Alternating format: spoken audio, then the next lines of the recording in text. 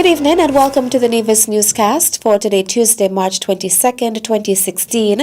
I'm Bronte Swanston Hendrickson. The national community hailed the announcement of the recently appointed High Command team in the Royal St. Christopher and Nevis Police Force. Commenting on the very positive feedback, Prime Minister and Minister of National Security, Dr. the Honourable Timothy Harris, told the media last week that support is vindication of both the process of selection and the outcome. Prime Minister Harris added the team emerged from a transparent process of screening, interviewing and evaluating by a panel, including input from external policing experts. When the Prime Minister announced the composition of the Police High Command team during a live broadcast on the night of February 9th, he provided insight into the selection process.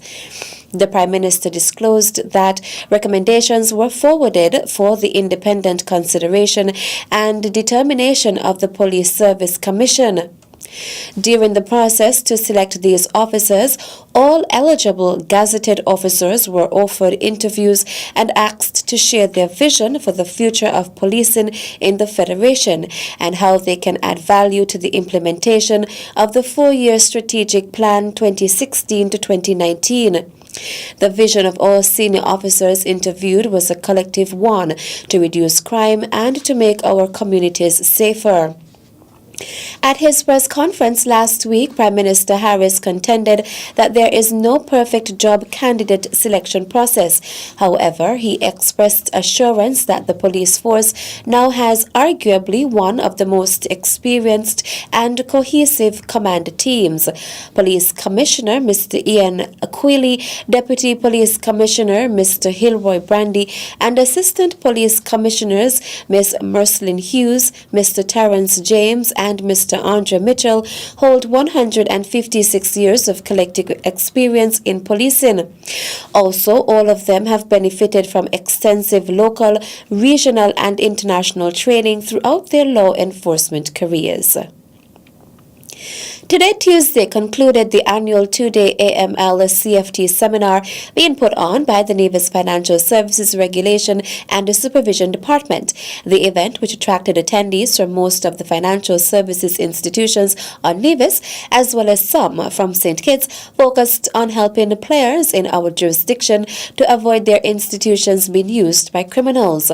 At the opening ceremony, Premier of Nevis and Minister with responsibility for finance, Honourable Vance Amory, said the sector is critical from a governance standpoint and urged the service providers to do all that is necessary to assist. This goes beyond even the measures of the know your customer and doing due diligence. It goes beyond that because those practices are things in which you have been involved all the time. You spend inordinate amounts of money seeking to ensure that the customers who do business with you, that you know them, that you get the information and background on them before you accept their business. What more is there to be done? I think that is the question which we want the experts to help us to respond to. What more must small developing countries struggling to exist and to find their feet in the international arena so that we can find jobs for our people, that we can have revenue for our development. Mr. Amri reflected on the pains of the administration when the jurisdiction was blacklisted in 2000. We sought to make adjustments in our regulatory framework. We went through an exercise through hoops and through all sorts of legal adjustments, regulatory adjustments to comply with the requests of the OECD.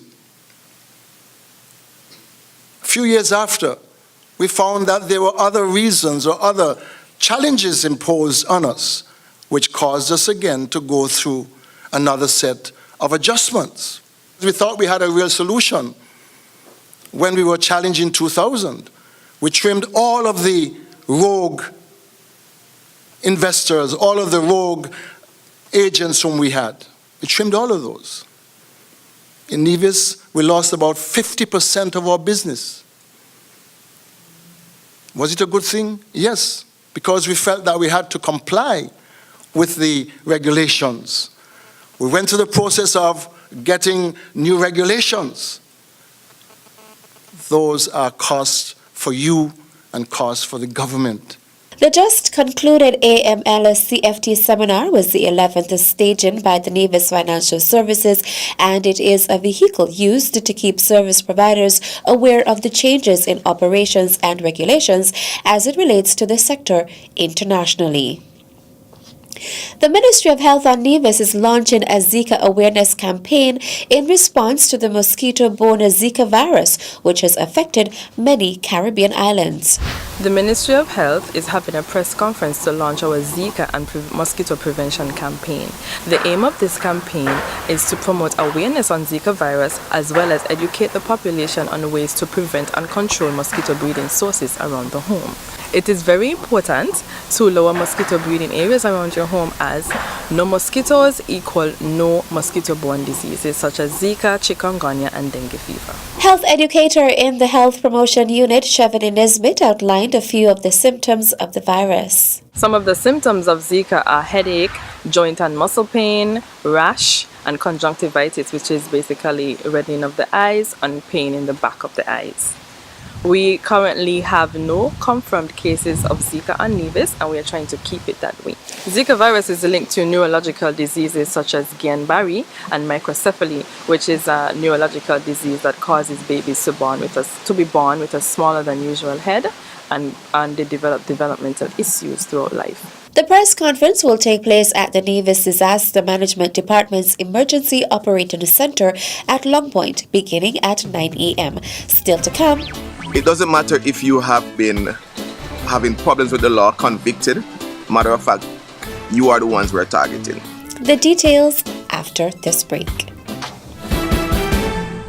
Tension in the ETW.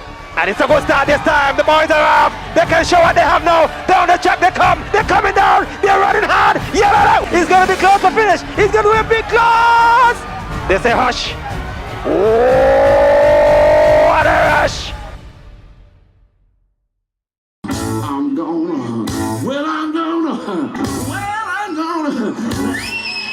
The second Nevis Blues Festival runs April 14th to 16th. Enjoy 3 nights of the best in blues, soul, and rock right on the beach at Awali Bay with international artists from the USA, the UK, Ireland, and the Netherlands. The Nevis Blues Festival is the Caribbean's most exciting new festival. See you there.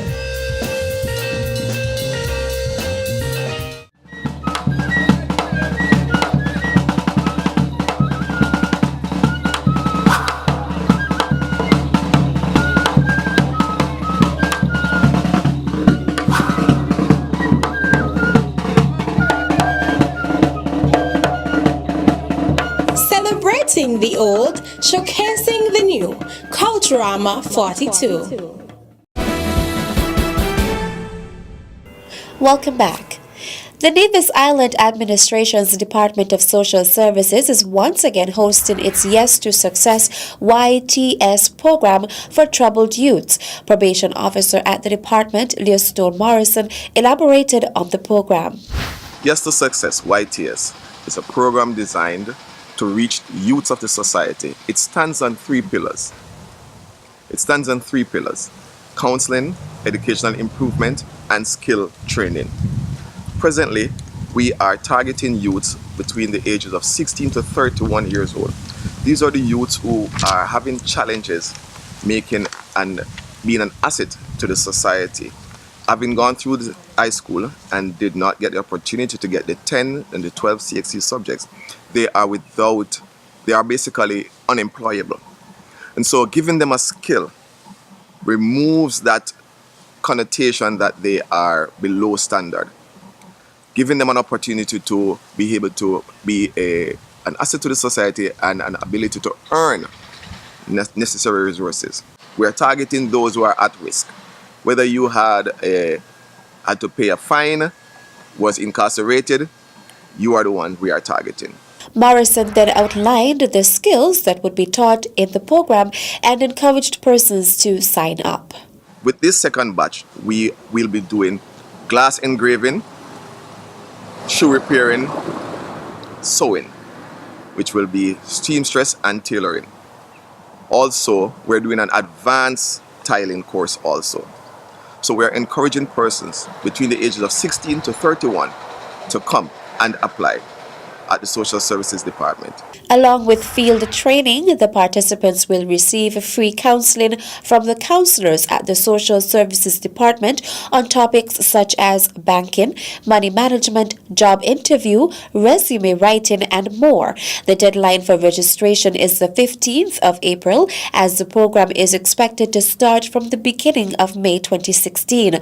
Participants will receive a stipend during the course of 4 months, and upon completion of the program, participants will receive a certificate of completion.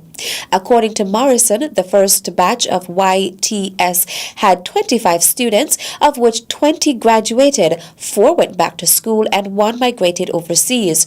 To sign up, interested participants should visit the Social Services Department in the Springates building in Charlestown or call 469-5521, extension 2045 or 2258. The Department of Consumer Affairs hosted a raffle at the recently concluded Agriculture Fair held on Thursday 17th and Friday 18th March 2016. Here is more in this report.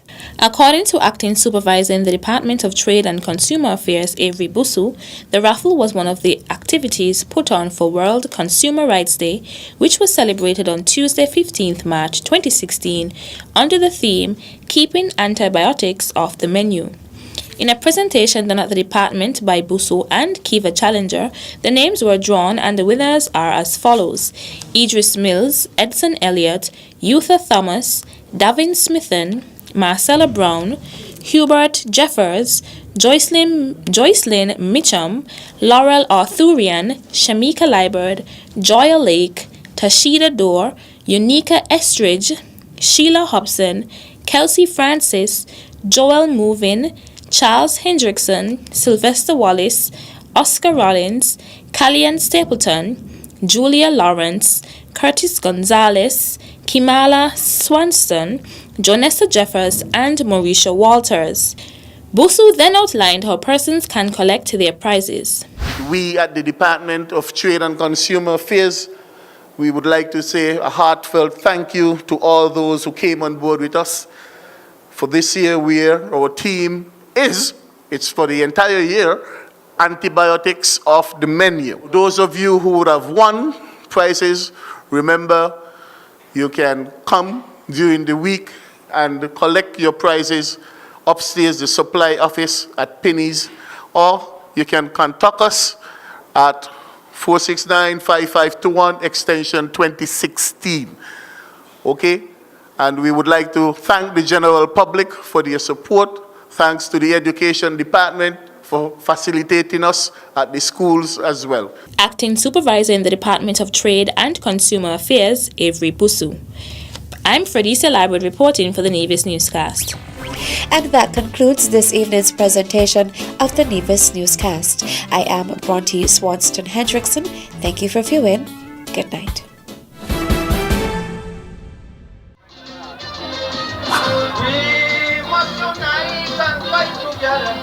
Not against each other, only a united stand will make this situation better.